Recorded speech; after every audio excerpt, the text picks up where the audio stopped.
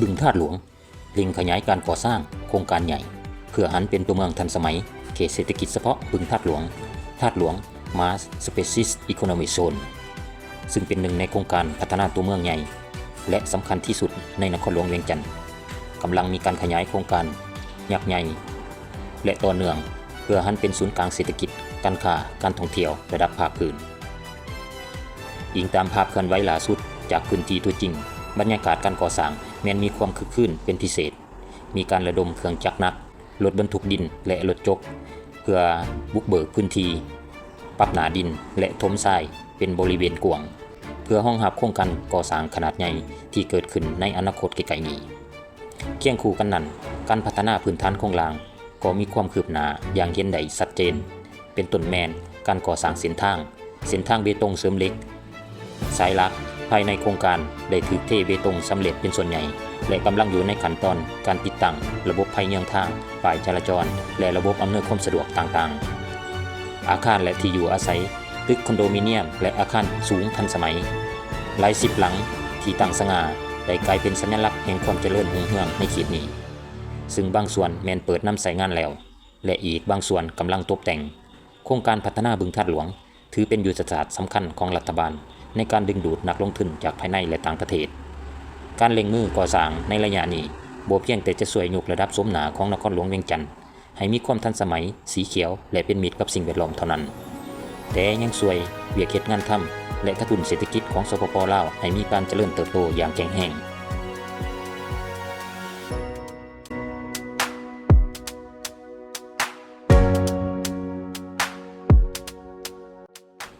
สำหรับโครงการขนาดใหญ่ที่ท่านกำลังมีการเคลื่อนไหวอย่างคึกคักอยู่บึงธาตุหลวงในปัจจุบันแม้นโครงการขยายและการยกระดับพัฒนาครั้งยิ่งใหญ่ของเขตเศรษฐกิจบึงธาตุหลวงหลังจากที่โครงการได้หยุดชะงักหรือหยุดการเคลื่อนไหวในระยะผ่านมาเนื่องจากปัญหาการระบาดของพยาธิโควิดและปัญหาเศรษฐกิจปัจจุบันได้มีการร่วมทุนกับกลุ่มนักลงทุนใหม่มีการปรับผังในการพัฒนาให้มีความทันสมัยและใหญ่กว่าเก่า3จุดยุทธศาสตร์ที่สำคัญของโครงการในปัจจุบันคือ 1. การร่วมทุนและพัฒน์เปลี่ยนสู่ Smart City มีการดึงดูดบริษัทพัฒนาอสังหาริมทรัพย์ระดับสากลเข้ามามีส่วนร่วมเพื่อหันเปลี่ยนบึงธาตุหลวงให้กลายเป็นเมืองอัจฉริยะหรือ Smart City ที่สมบูรณ์แบบซึ่งจะเน้นใส่เทคโนโลยีความมั่นคงและพื้นที่สีเขียว 2. การสร้างตึกสูงและห้างสรรพสินค้าขนาดใหญ่ที่ท่านเห็นกำลังก่อสร้างอย่างโดดเด่นในตอนนี้คือการเริ่มลงมือก่อสร้างกลุ่มตึกสูงซึ่งจะประกอบมีคอนโดมิเนียมระดับหรูหราอาคารห้องการให้เช่าโรงแรมระดับ5 ดาวและห้างสรรพสินค้าที่มีความทันสมัย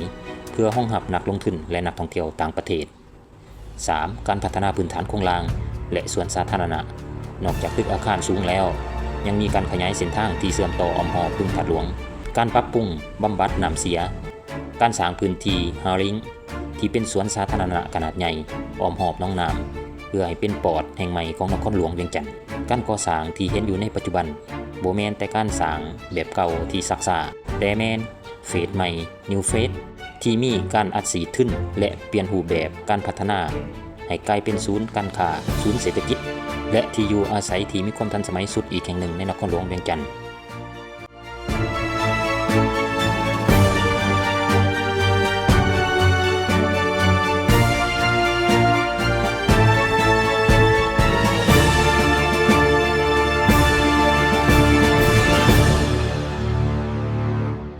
เขตเศรษฐกิจเฉพาะบึงธาตุหลวง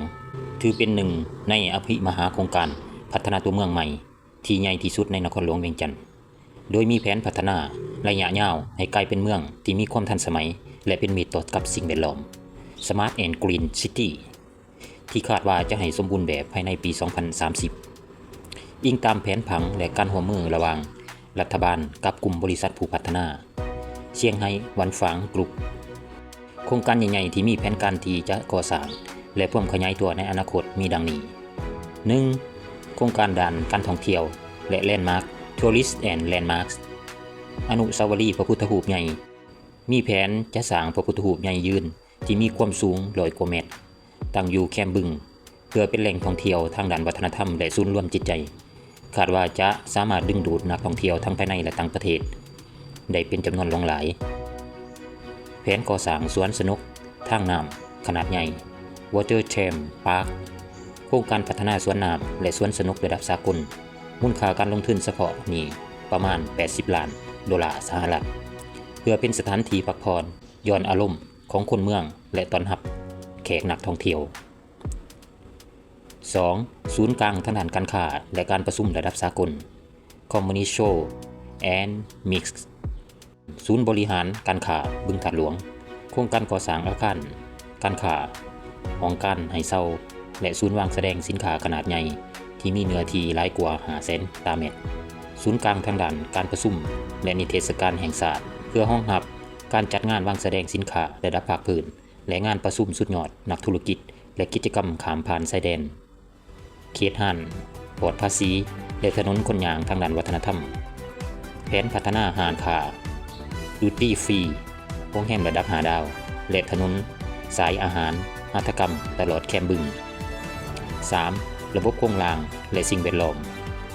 การปรับปรุงและขุดหล่องบึงน้ำธรรมชาติการรักษาพื้นที่น้ำขนาดใหญ่ใจกลางโครงการเพื่อเป็นบ่อนห้องรับน้ำป้องกันน้ำท่วมตัวเมืองเวียงจันทน์และเป็นพื้นที่สีเขียวเครือข่ายถนนเสื่อมต่อ17 สายในนี้มีถนนหลักขนาด6 ช่องจราจรที่ตัดสื่อผ่านเขตบึงทะลุออกไปตามเส้นทาง450 ปีเพื่อลดผ่อนการแออัดของการจราจรในตัวเมือง 4. โครงการบริการสังคมและที่พักอาศัยศูนย์การแพทย์และห้องหมอแผนดึงดูดนักลงทุนเพื่อสร้างห้องหมอที่มีความทันสมัยห้องรับการบริการด้านสาธารณสุขระดับสูงศูนย์การศึกษาและโรงเรียนนานาศาสตร์เพื่อห้องรับประชากรและนักลงทุนที่เข้ามาวางรากฐานในอนาคตกลุ่มอาคารคอนโดมิเนียมและบ้านพักตากอากาศการขยายตึกสูงที่มีความทันสมัยและเขตสนามกอล์ฟโครงการนี้ได้มีแผนปรับปรุงยุทธศาสตร์การพัฒนาจากรูปแบบเขตอุตสาหกรรมที่พักอาศัยทั่วไปมาเป็น Capital Industry Operation โดยเน้นใส่การดึงดูดกลุ่มนักลงทุนจากสป.จีนและอาเซียนให้เข้ามาสร้างตองโสธุรกิจการบริการการเงินและการท่องเที่ยวที่เชื่อมต่อกับโครงการรถไฟลาวจีนเพื่อให้เขตนี้กลายเป็นศูนย์กลางเศรษฐกิจที่ใหญ่อย่างแท้จริง